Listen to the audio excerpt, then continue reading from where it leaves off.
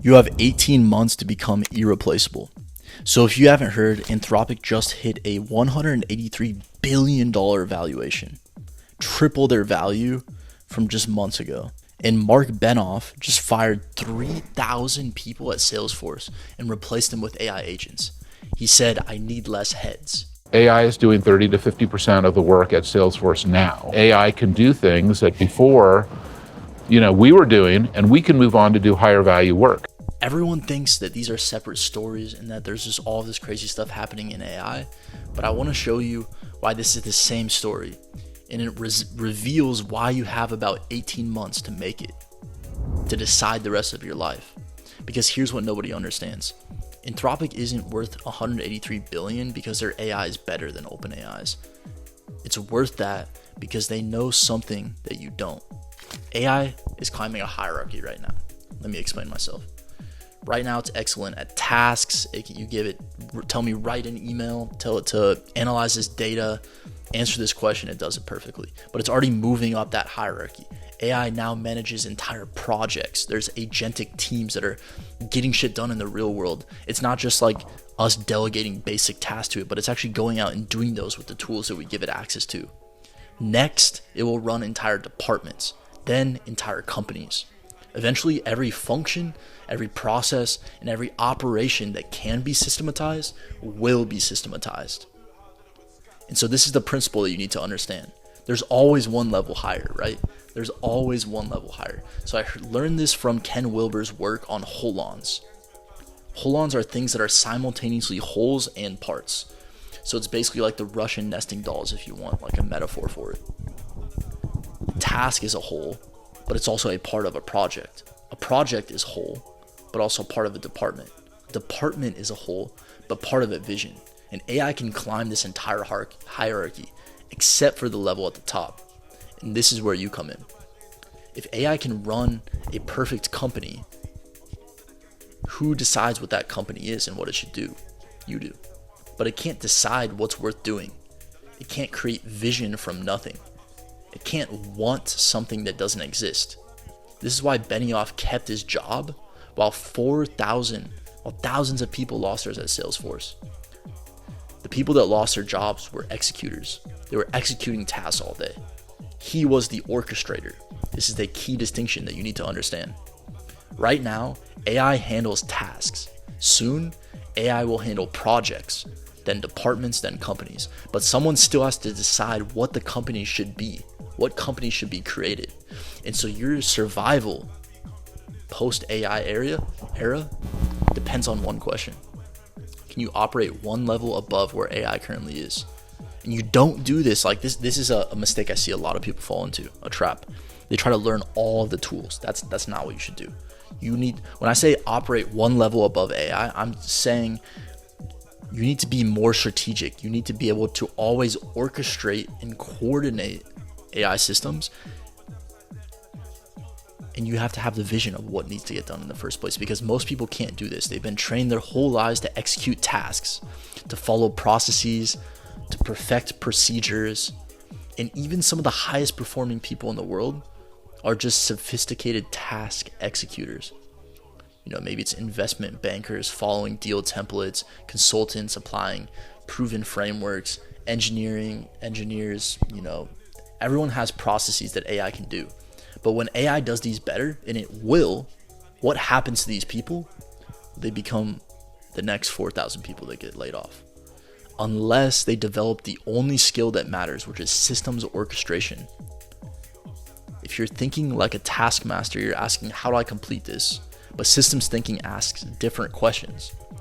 What should this system achieve, and how do we best architect it to achieve that goal? And how do we get this system or department or project or company to interact and collaborate with this system, right? And they're the systems level thinking.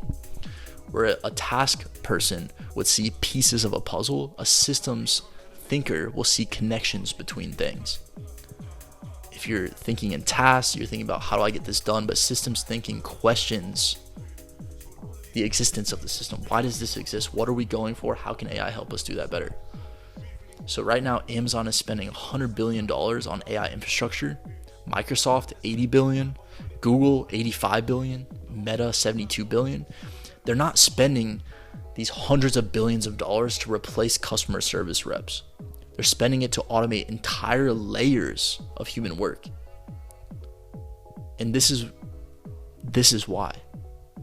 Every layer they automate makes the layer above it more valuable. They can make all the money from all the people that used to work in that layer, but it also means that there's an opportunity for us as individuals to go one layer above.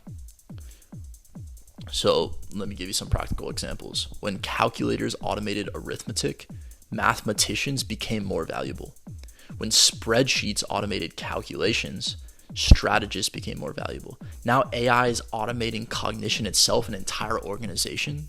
And the people that are the visionaries, those are the truly valuable people. The idea people are winning, as they say. So the companies thriving right now aren't the ones with the best AI, but the ones who understand that the goal of AI is to have it to orchestrate and to achieve more systemic goals and actually like do roles, fulfill the objectives of entire departments in a company. So for example, Klarna's AI replaced 700 agents.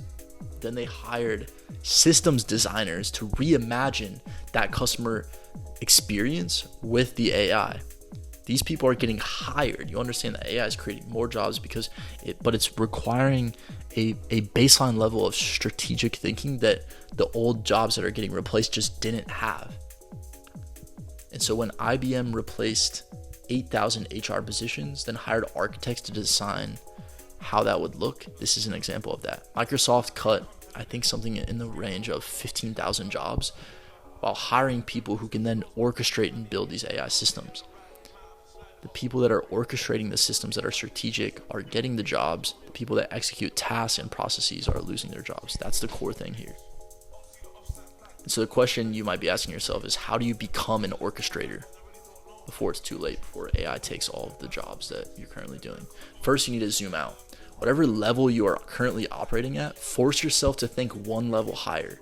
If you do tasks, think projects. If you manage projects, think departments. If you run departments, think companies. And this doesn't have to be a 500-person company. It could be a 20-agent company, AI agent company. Second, learn to spot problems that don't have names yet. Look at what everyone accepts as just how things are and ask, why do things work like this? Why do I feel friction when I try to do this one thing in my day, whatever that is? That might be a problem worth solving, because there will always be, this is something I subscribe to, there will always be more problems to solve. There will be infinite problems to solve. As AI solves more, there will be more to solve, right? So you could be the one to solve it, and now that AI is getting better and better, it's actually creating more opportunity because it's easier to solve problems, right? So if everyone finds their own micro little problem to solve, like use AI to help solve it, that's a livelihood. That's lots of one-person businesses. Because this is the opportunity. AI can solve well-defined problems, but it can't identify, at least well, it can't identify problems that haven't yet been solved or articulated. But if you are guiding it, you can help it to discover and to do research on what market opportunities exist. Now, third, what you need to do is develop vision as a skill.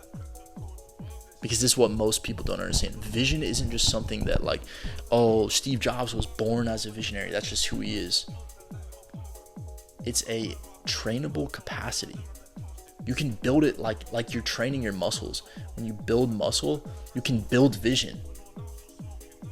You can learn how to get clear on what you want out of your life, how your life could be more beautiful. And then one level above that is how your and other people's life could be more beautiful. And that's how you add value to the world. You learn to think creatively. This is the biggest thing. Like this is something I'm really passionate about, okay?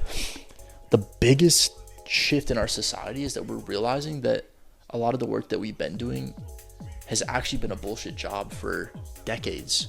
AI is making that super clear to us. It is making us realize that the people who currently make the most money, but the people who thrive in this world are the ones that understand how to add creative value to the world, who learn how to solve problems that nobody else sees, to think in different ways, right? These aren't just personality traits. These are skills that we can develop. So what I'm urging you to do is ask yourself, what is the creative value that I want to offer the world? And for some people, that's I'm going to run a business that has 500 employees and I'm going to manage all of the departments, right? I'm going to spearhead a company. Like, that is their creative value, because no one has ever created that type of company before with that type of culture. You can get guidance from people, absolutely, but it's different, see? But nobody taught you these skills. School taught you to memorize answers, not to ask questions. And your work is probably teaching you right now to follow processes, not design systems. And so success is no longer about executing tasks better than others, because that's going to be obsolete. It already is obsolete, right? Specialization is dead. The polymath and the generalist is in. So the only skills that matter now are the ones that nobody taught you. How to create a vision, how to orchestrate, how to create meaning from chaos. And you can start practicing this today, right? Pick any system you interact with, your morning routine, your team's workflow, your company's hiring process. Now redesign it completely, not improve it, reimagine it. If it didn't exist, you got to think about it from first principles. How would you build it? What would you build instead? And this is how you develop vision. You create an image in your mind of what a system could be, or what your life could be, or what many people's lives around you could become, and you make that clear. You articulate it through practice. And when every company has the same AI workforce, which they will in 18 months, maybe not the same, but they have an AI workforce, the only differentiator is vision, the ability to see what others can't, to develop systems, to articulate why a company should move in this direction rather than that direction, and then to orchestrate these systems and to build a plan on how to orchestrate these systems towards that vision. But most people have never learned this. They spent their entire lives climbing ladders that others built, perfecting systems that others created, following visions that others imagined. But if AI takes all of the things that we think currently make us valuable, what is our value? Our value comes from our vision. And AI can't touch this. So you can let AI take your job, or you can develop the capacity to operate one level above AI. It's your choice. Thank you so much for watching. I hope this was inspiring to you. I hope this helps you get above the task layer. Hope this helps you think about how to not get replaced from AI. And I have a lot more to say on this topic, but I'm going to stop this video here.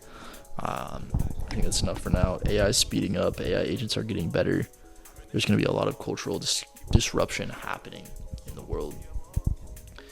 And it's going to be a roller coaster. It's going to be a wild ride. These videos are an attempt to surf that wave, to participate, to be transformed by the moment that our culture and society is bringing forth in us. And as a result, I'm trying to do good as little as I can. And so, thank you for watching. And I love you. See you in the next video.